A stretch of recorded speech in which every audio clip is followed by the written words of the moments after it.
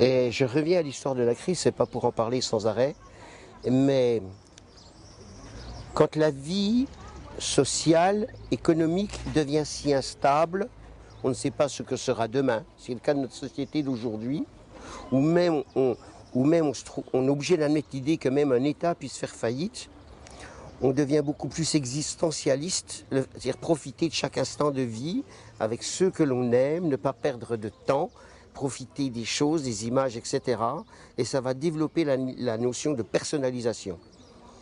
Être bien dans sa vie, être bien dans son image pour être bien avec les autres. En clair, comment vivre mieux. Et là, on n'est pas dans l'image superficielle, hein. On rentre dans la notion d'image globale personnalisée.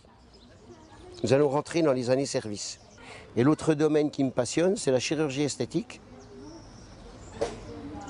Parce que là, on touche au cœur de la personne. On ne touche plus ses cheveux, on touche son visage extérieur, son visage intérieur, son profil. On travaille tout en partiel. Le nouveau lifting d'aujourd'hui et de demain, c'est plus le lifting global.